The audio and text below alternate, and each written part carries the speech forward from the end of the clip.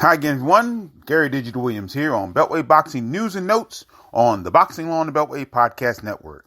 And always, the Boxing Law on the Beltway Podcast Network can be heard on Spreaker.com, iHeartRadio.com, Stitcher.com, and on TuneIn.com as well.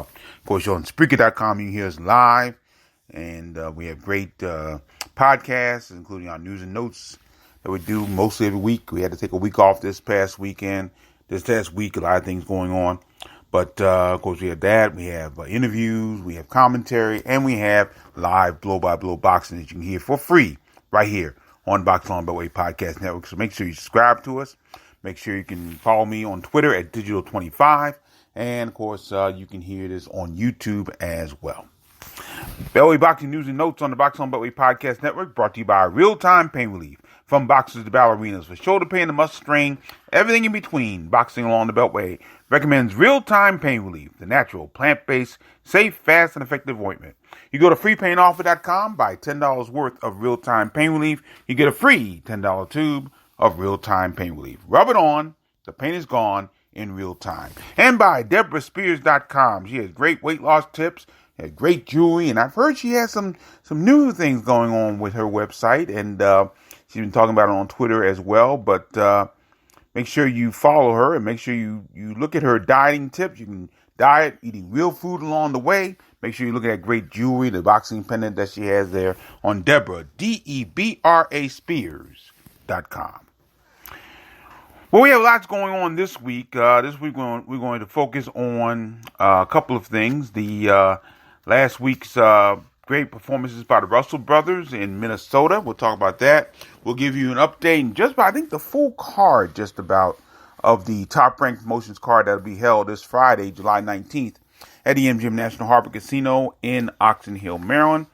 And then we'll talk also about the card on the amateur card on July 20th. That's at the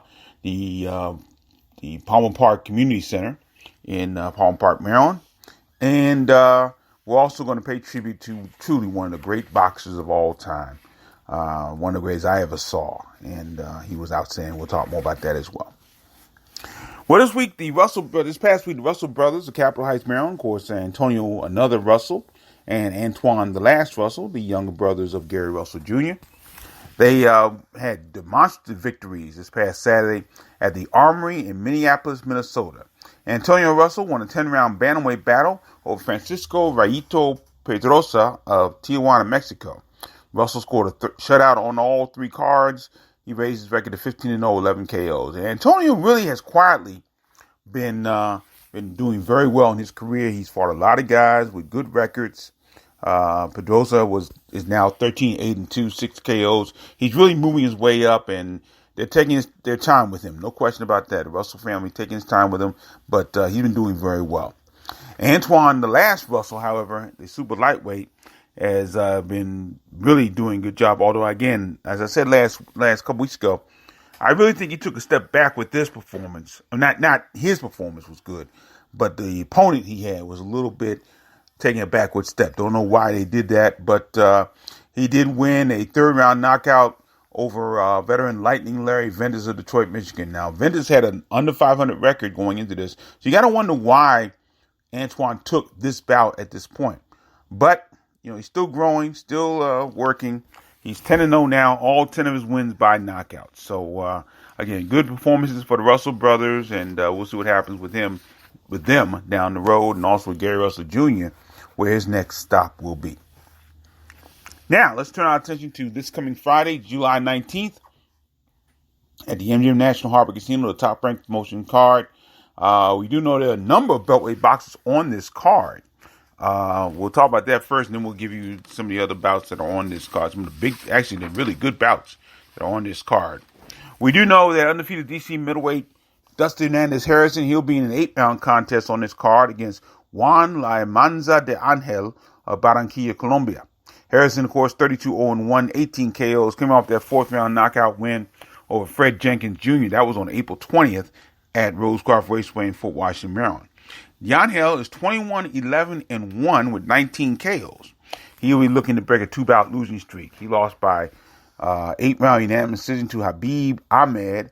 That was on May 25th in Biloxi, Mississippi. Now this will be DeAngel's second trip to MGM National Harbor Casino. Now back in May of 2018, I believe this is on the Russell Eskindon card.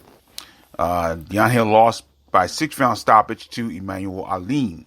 And this is also the third Beltway boxer that DeAngel has fought. Will be fighting. DeAngel was knocked out in the 4th round by Antoine Douglas in July of 2017. So Dustin Hernandez Harrison taking on Juan DeAngel in an 8-round contest. Baltimore heavyweight Cassius Chaney. He will be competing in the Beltway for the very first time. He'll face Joel Quiet Storm Cottle of Raleigh, North Carolina. That bout is scheduled for either 6 or 8 rounds. No word yet on how many rounds that actually is for. That may be a swing bout on this card. Chaney is 15-0, 9 KOs. Notched the first round TKO over Christian Mariscal back on March 30th in Philadelphia, Pennsylvania. Cottle is 8-2-2, 5 KOs, looking to bounce back from a 6-round majority decision loss to Johnny Langston. That was on February 23rd in Charlotte, North Carolina. Cottle will compete for the second time in the Beltway, by the way. He scored an 8-round. He won an 8-round split decision over Kimdo Bethel Boykin on October 18th in D.C., and I believe that was the Alarm.com card they have at the Mayflower Hotel. So that was his card. So it's about Cassius Chaney, heavyweight bout against Joel Cottle, bout scheduled for either 6 or 8 rounds. We also find out that a 4-round bout will feature Lusby, Maryland super featherweight Nathaniel ASAP Davis. He'll take on Rolando Vargas of Milwaukee, Wisconsin. Davis is 1-0, 1 KO. He made a very good pro debut at the Waldorf Cultural Center in Waldorf, Maryland back on June 1st. He scored a 2nd-round TKO over Alex Rivera. Vargas is 2-0, 2 KOs. He's knocked both his previous opponents out in the 1st round. So that should be an interesting bout there.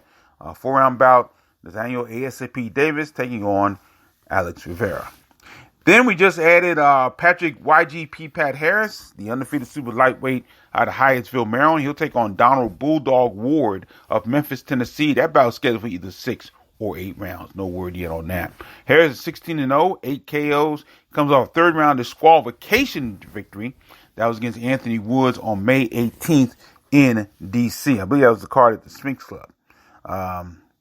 So that was a tough win for Harris there. Ward is 11-10-1 with 5 KOs. He looks to bounce back from an 8-round split decision loss to Antonio Flores. That was on June 15th in Aurora, California. And this will be Ward's 2nd appearance in the Beltway. He lost a 6-round split decision to Anthony Young. That was on September 22nd at the ABC Sports Complex in Springfield, Virginia. So, 4 locals on the card. And the card is scheduled to be streamed live by ESPN Plus, and it's going to be headlined by 2 12-round IBF elimination contests. Okay, the first one is lightweight Teofimo El Brooklyn Lopez. He's from Brooklyn, New York. He'll battle Masayoshi Nakatani of Osaka, Japan. Again, that's a lightweight bout scheduled for 12 rounds. Lopez is 13-1, 11 KOs. Now he represented Honduras in the 2016 Olympics, and he's currently the holder of 4 regional titles. He's ranked number 4 in the world by the IBF. Lopez is coming off a 5th-round knockout of Edis Tatli. That was on April 20th in Madison Square Garden, New York City. Meanwhile, Nakatani is 18-0, 12 KOs. He's the current OPBF lightweight champion. That's the Pacific Boxing Federation. And he's the IBF's 3rd-round boxer, which I find very interesting. Nakatani makes his United States debut competing. Prior to that, he competed exclusively in Japan. And Nakatani last fought on December 9th. He scored a 4th-round TKO over Hurricane Futa. That's an interesting name. That bout took place in Osaka. So that's a 12-round elimination contest. Teofimo Lopez taking on Masayoshi Nakatani. Then in the IBF Super Lightweight Champion elimination contest, Maxime Mad Max Dadashev of Oxnard, California. He'll take on Sabril Brownie Matias of Fajardo, Puerto Rico. Now, Dadashev's a native of St. Petersburg, Russia. He's 13-0, 11 KOs. He will try to build on a 4th-round knockout win over Ricky Sismuto on March 23rd in Costa Mesa, California. Dadashev is ranked 3rd in the world at super lightweight by the IBF. Meanwhile, Matias is 13-0, all 13 wins by knockout. and he was ranked 8th in the world by the IBF, coming off a 6-round knockout of Wilberth Lopez on March 2nd in his hometown of Fajardo. So this will be an interesting card, no question about that. Should be a good card, actually. And again, locals are prominently displayed on it. From what I hear, there are not too many tickets left for this thing too. So we'll see what happens. That's this Friday, July 19th, from the MGM National Harbor Casino in Oxon Hill, Maryland. Yours truly will be podcasting from there, and hopefully getting a little bit of interviews. We'll see what happens there on July 19th. Make sure you're there. No word yet on the time. I'm guessing the card starts at 7 o'clock, but I'm not sure. I have not heard by the time. If I get the time, we'll post that on the blog, boxonbeltway.blogspot.com. Now, of course, on Saturday, July 20th, we have the amateur card that takes place at the takes place at the Palm Park Community Center, which is across the street from the Sugar Ray Leonard Boxing Center. And that card begins at 2 o'clock, and, of course, honors the memory of Dave Jacobs. Yours truly will be the master of ceremonies and the ring announcer for that particular event. So that should be fun. That's Saturday, July 20th from the Palmer Park Community Center on Barlow Road in Palmer Park, Maryland. Of course, we have the card coming up on Saturday, July 27th. The TGB Promotions, Mayweather Promotions card that'll take place at the Royal Farms Arena in Baltimore, Maryland. That'll feature, of course, Gervonta Davis defending his title against Ricardo Nunez. No word yet on who else is on this card officially. We do know that Malik Hawkins, Malik Warren, Keeween Martin, all scheduled to be on the card, but no word yet on their opponents. We haven't gotten the full lineup for that card. So that's Saturday, July 27th from the Baltimore Royal Farms Arena in Baltimore, Maryland. Then on Friday, August 2nd, we have the Tony Jeter Promotions card that'll take place at the Live Casino in Hanover, Maryland. Of course, congratulations to Tony and Kristen Jeter. They just had another girl, a baby girl, and so congratulations to them. So it's going to be a big month for the Jeter family as Tony and Kristen Jeter put on this card. That'll be on August 2nd. The main event for that card, Luther Lights Out Smith taking on Stevens Bujai. No word yet on who else is on that card. We'll get that to you as soon as we can. Then on August 3rd, which is a Saturday, at the Barclays Center in Brooklyn, New York, 3 Beltway boxers are scheduled to be on this card. Two local boxers will be on this card coming up on August 3rd. The undisputed Hyattsville, Maryland featherweight, Kobe the Soldier Bree, originally from Barbados. He'll participate in his first scheduled 10-round contest when he battles Ryan Stone Lee Allen of Las Vegas, Nevada, by way of Jackson, Michigan. Bree is 13-0, 4 KOs, coming off a 6-round technical decision victory over Fernando Fuentes. That was on March 24th at the MGM National Harbor Casino. Fuentes suffered a bad cut after a headbutt, and he could not continue. And this will be the first road trip. This is actually the first bout out of town, out of the Beltway, that Bree is taking place in. So we'll see. This will be interesting. So Kobe Bree going out of town for the first time, and he'll take on Ryan Lee Allen of Las Vegas on Saturday, August 3rd. Also on this card, by the way, Allen's last bout was, he's 9-3-1 by the way, 4 KOs. He last fought on April 6th. He won an 8-round unanimous decision over Edwin Tercero in Guatemala City, Guatemala. Now, prior to that, Allen also appeared on the March 24th card in Oxon Hill. He lost 6-round split decision to Ramon Cardenas, and this will also be Allen's first 10-round bout. So that's going to be Saturday, August 3rd for Kobe Soldier Breedy taking on Ryan Allen in a 10-round bout. Also scheduled to be on this card is District Heights, Maryland, welterweight, Beltway boxing, Rookie of the Year for 2018. The next big thing, Keyshawn Williams. And he'll be in a 6-round bout against an opponent to be determined. Now, Williams is 5-0-1, 1 KO. He also competed on that March 24th card, and he won a 6-round unanimous decision over Vincey Dixon. Once again, that was at the MGM National Harbor Casino. Now, after that bout, the day after that bout, Williams was involved in a domestic dispute near his home, which resulted in Williams shooting and killing a man in self-defense. Williams was not charged in that incident, but it was really a weird situation. Like, I remember distinctly walking out of MGM National Harbor, Warren Marshall was with me. We said hi to Keyshawn and his family, and everything was fine. And then a few hours later, we get the word on this situation. But fortunately, everything seemed to be seems to have worked out, and Keyshawn's back in the ring. He'll be on this card at Barclays Center, Brooklyn, New York, and he'll take on opponent to be determined. So that's Saturday, August 3rd at the Barclays Center in Brooklyn, New York. So those are the updates for this week. Now, this past actually a couple of days ago, Sunday, we tragically lost truly one of the greatest boxers I know in my era of watching boxing that I've ever seen.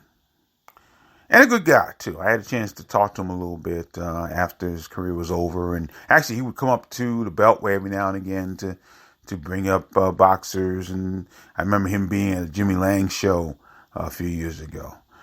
We're talking about the legendary Pernell Sweet Pete Whitaker, who passed away Sunday. He was actually hit by a pickup truck while crossing the street in Virginia Beach, Virginia on Sunday, and he died at the scene. He was only 55 years old. For me, Pernell Whitaker was the greatest defensive fighter I ever saw. Nobody had the defense. Nobody has had it. Nobody has had it since the defense that Pernell Whitaker had. He was tremendous. Not since the days of Willie Pep. I wrote this on Facebook. Not since the days of Willie Pep have we seen someone who could win rounds strictly on defense, because the other guy couldn't hit him, and he was tremendous on defense. Now, of course, the name Pernell Whitaker became famous in 1984, where he and a number of other boxers on the United States Olympic team won gold medals, including the likes of Mark Breland. Vander Holyfield actually won a silver because he was disqualified in one of his bouts. But on that team, Mark Breland, Meldrick Taylor was on that team, Terrell Biggs. You have a number of world champions, Breland, Whitaker, Taylor, and Holyfield. And you have two Hall of Famers with Holyfield and Whitaker. I think they don't get the respect that the 76 team did, strictly because of the boycott by the Eastern Bloc countries, Russia, Cuba, East Germany. They did not compete in the 84 Olympics in retaliation for what the U.S. did and some of the Western countries did in 1980 in Moscow. But from the moment he made his pro debut, which was a heralded pro debut with all the great, with all the 84 Olympians making their pro debut, Whitaker really stood out. He was just, quick. He was slick. And again, tremendous defense. Just tremendous defense. As his career progressed, the connection to the Beltway for Whitaker actually came through his longtime trainer, the late Lou Duva. One of his longtime trainers, the late Lou Duva, who would bring local boxers into camp to spar with Pernell. I remember talking to Lou Duva when we were doing our Boxing Spotlight TV series, and he was mentioning guys like Reggie Green. He loved Reggie Green, and Reggie Green became part of the family down in Norfolk, where when Whitaker would train, he'd be a part of that camp, and he would just be one of the guys. That's what Lou Duva would say. And so he'd bring guys like Reggie Green to spar. I don't know if he ever did do it, but I know he wanted to bring Ruben Bell down there too as well. But Whitaker, you talk about some of his great bouts. Some of the great bouts he either lost or had a draw. I mean, you talk about when people think of Pernell Whitaker, they think of the bout against Julio Cesar Chavez, where everybody in the world thought he won it. 60,000 people strong in the Alamo Dome in San Antonio, but he got a draw. A lot of people think that he beat Oscar De La Hoya. He got robbed on that one. So he was a great boxer, no question about that. I had the privilege of seeing him compete on August 26, 1995. At Boardwalk Hall in Atlantic City, New Jersey. It was against Gary Jacobs, and it was a 12-round just total domination by Pernell Whitaker. And he was in really no danger of knocking out Jacobs, really. I mean, he had Jacobs going a little bit, but truth be told, it was 12 rounds of pure domination by Sweet Pea. He was a great boxer. He was an incredible boxer. And in his later years, he had some issues. He had some issues. He had issues with drugs. He had issues with he had issues with his mom at one point, late in life. He was a great boxer. He was getting himself together just as he was becoming a trainer. Actually, he was training boxers in Virginia Beach and Norfolk. And he was truly one of the greatest boxers I ever saw. He was consistently pound for pound best in the world. Ring Magazine called him I think he was the 8th greatest boxer of all time. So he was high up in their rankings. He was their boxer of the year one time. And he was a Hall of Fame in 2017. He was truly a great boxer. We will miss him, no question about it. And just an outstanding boxer, no question about that. So rest in peace, the legendary Pernell Sweet Pea Whitaker. Now that'll do it for another edition of Beltway Boxing News and Notes. Remember, we'll be podcasting live from the MGM National Harbor Casino. We'll hope to have a couple of interviews, but we'll definitely do a post-fight wrap-up show from the MGM National Harbor Casino. Now, on July 27, looking for my partner, Juan Marshall, to join me back on site at Royal Farms Arena in Baltimore, Maryland. So we look forward to seeing him there as well. We hope to have a podcast prior to that particular card as well. Beltway Boxing News and Notes on the Boxing on Beltway Podcast Network, brought to you by Real Time Pain Relief. Don't forget, you go to freepainoffer.com, buy $10 worth of Real Time Pain Relief. You get a free $10 tube of Real Time Pain Relief. Rub it on, the pain is gone in real time. And by DeborahSpears.com. We have great weight loss tips, great jewelry, great training methods now on Deborah, Debra Spears.com. Thanks for joining me, everybody. And we look forward to seeing you, hopefully, at the MGM National Harbor Casino. We'll talk to you then. Until then, thanks for listening. Always remember, keep supporting the best boxing in the world.